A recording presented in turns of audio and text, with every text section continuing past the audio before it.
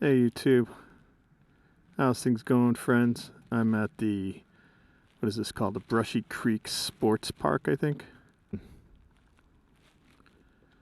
Nice day, 80 degrees, beautiful skies, a little windy, but so be it.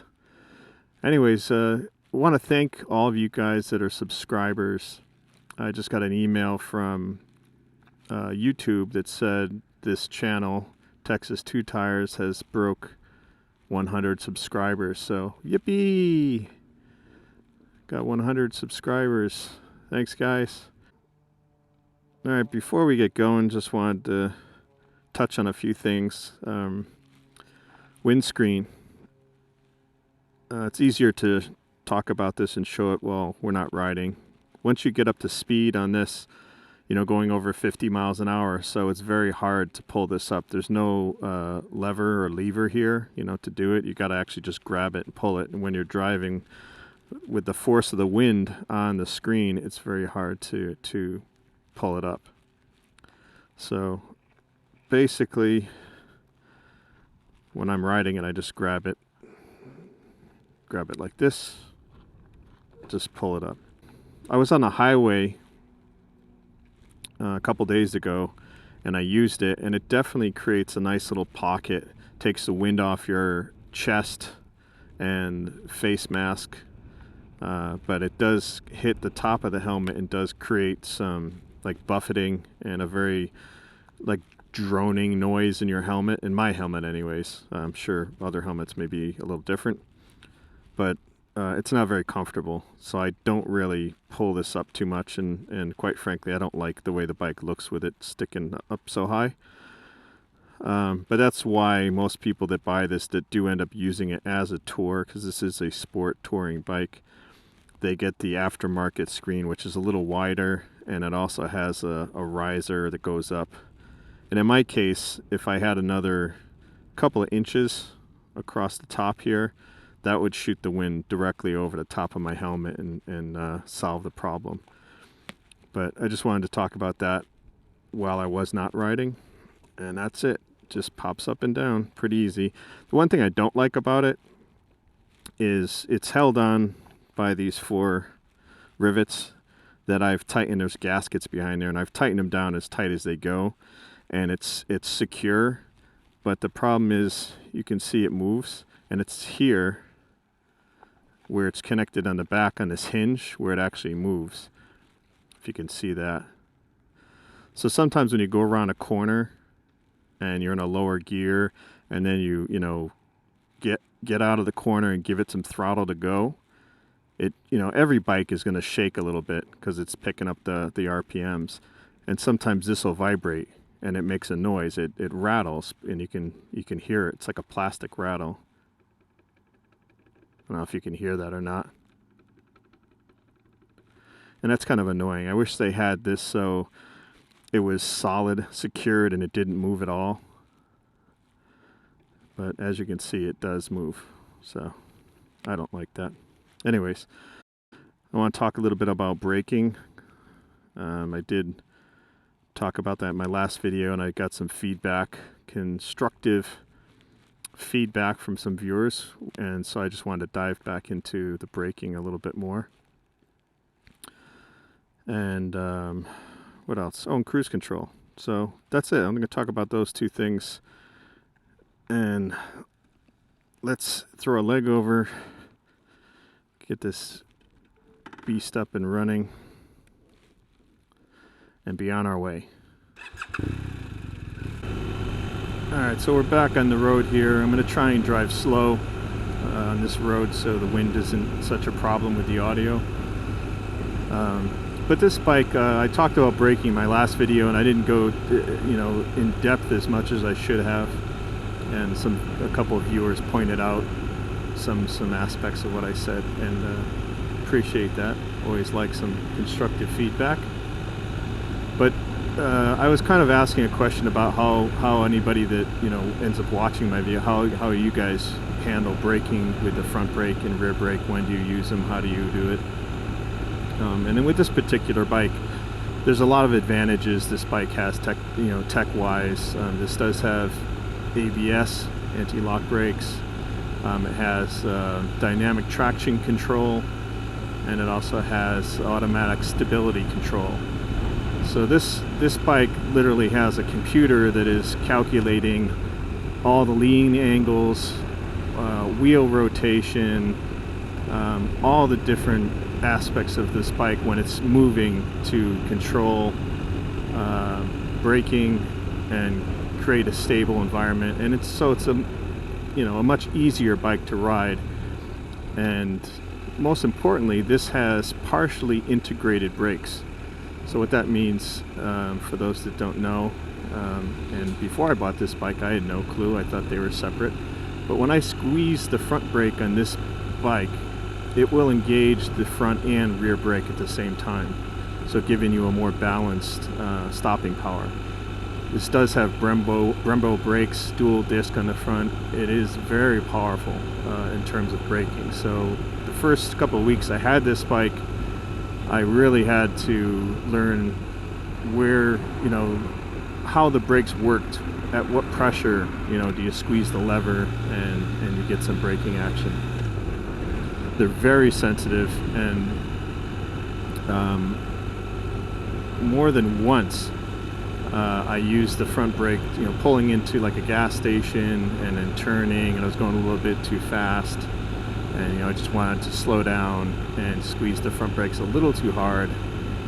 Basically what happens there is the front tire wants to kind of lock up, even though it has anti-lock brakes. It does slow you down too fast, to the point where if the tire is turned and you're in a turn,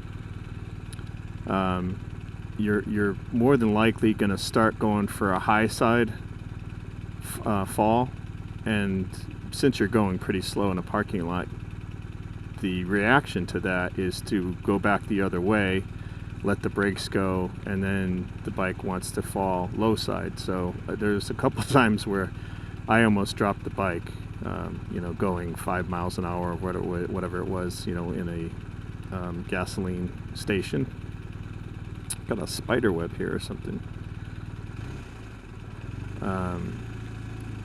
So on this bike, again, it's partially integrated. So if I squeeze this front handle here, front and back both engage. If I press the foot pedal, that's only the rear brake. So that's why it's partially. Some bikes, I guess, have full integrated, so if you touch the foot brake or the hand lever, you'll get both brakes. Probably on some of your bigger bikes. I'm not sure which ones, maybe Goldwing or something like that, possibly, I don't know. So the front brakes on this, again, super sensitive and super powerful. This bike is, I think, 534 pounds, so it's not really light, but it's not, cruiser. It's not over 600 pounds like a Harley Cruiser or something like that. But these brakes work. The front brakes are very strong, and so I've gotten used to, how much pressure to apply to come to a nice gentle stop.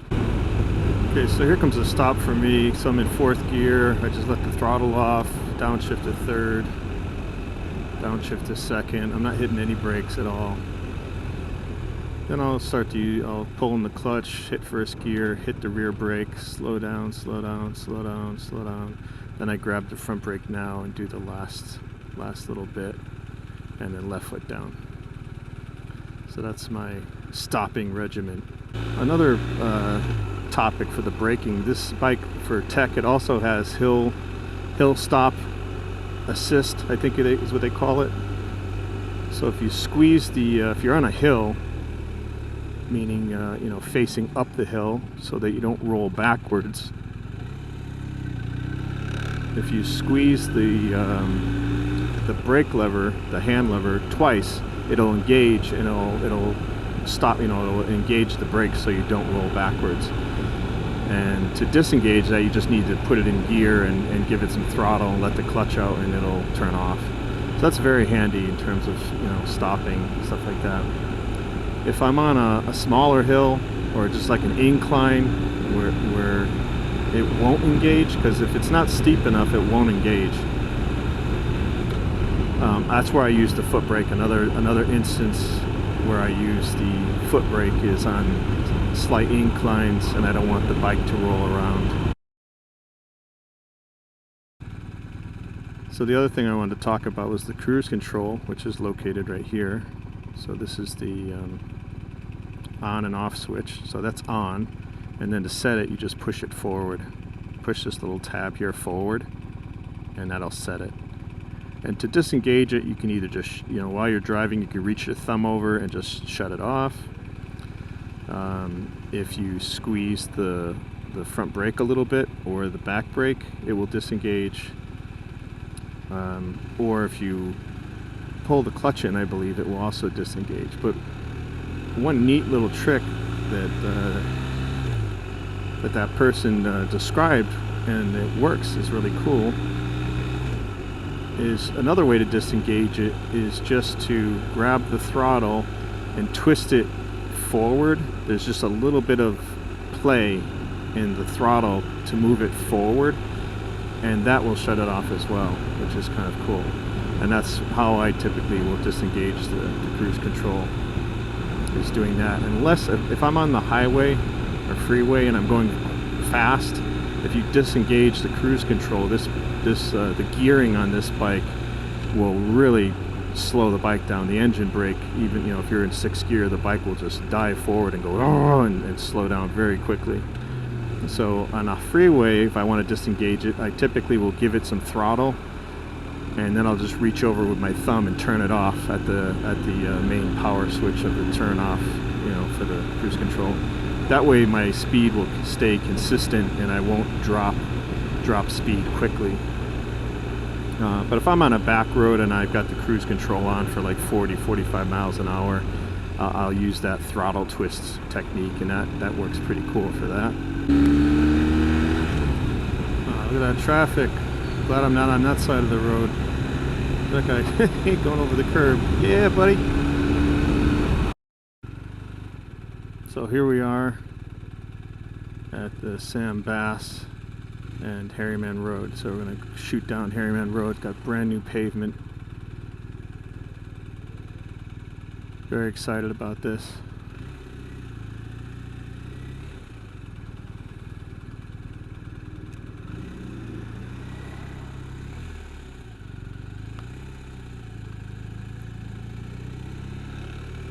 They just finished paving this, and well, not just, but they just opened it to the public. So take a ride down here. This is one of my favorite little back roads. It's short, it's not a long ride, but it's quite relaxing. Like, once they get rid of all these cones here, that'd be even better. It's not a road you can go super fast on. It's just a nice little road. Yeah, I wasn't expecting all these cones here.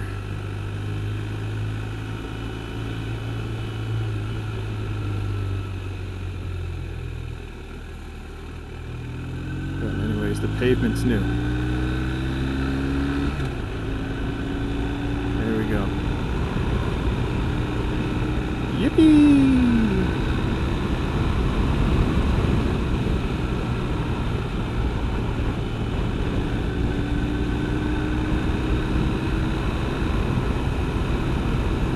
Oh, it's so smooth. Before, this was quite bumpy. A lot of manhole covers, not flush with the pavement. And they cut down quite a few trees too that were hanging over. There's still quite a few, nice, but they did get rid of quite a few. I think they were old and dying oak trees.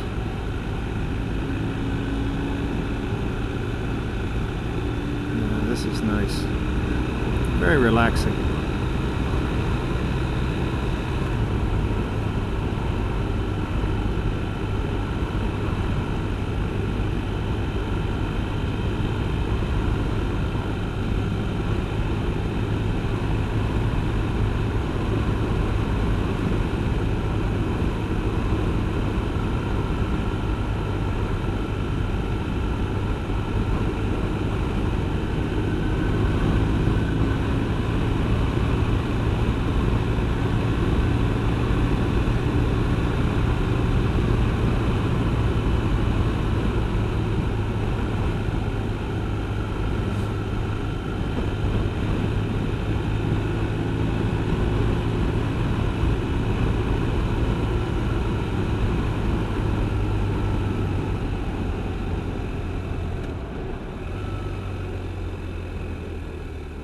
Okay, that concludes our ride on Harryman Road.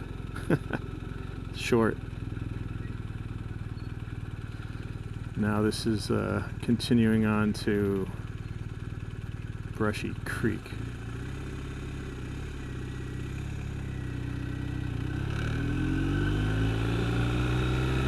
And this is all, this is not newly paved, but up front I think they've got some new pavement and widened the road. Yeah, this is all new pavement here. There's the creek.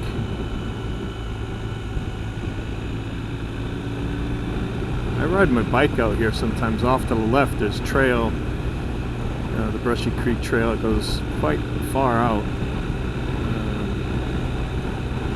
There and back for me it's about a 17-mile ride. And it's got some really nice trails in the backwoods there. Both dirt and pavement trails. And this is a fun road too. I like these roads that have the trees on both sides. Kind of feels like you're going through a little tunnel in some cases. The only downside of these roads, of course, is you got to watch out for wildlife. Out here there's lots of deer. I've had 2 real close calls with deers jumping out in front of me. That was not fun. It scared the you-know-what out of me. Squirrels, raccoons, skunks, possums. What else we got? Armadillos down here. Don't see those as much, but occasionally.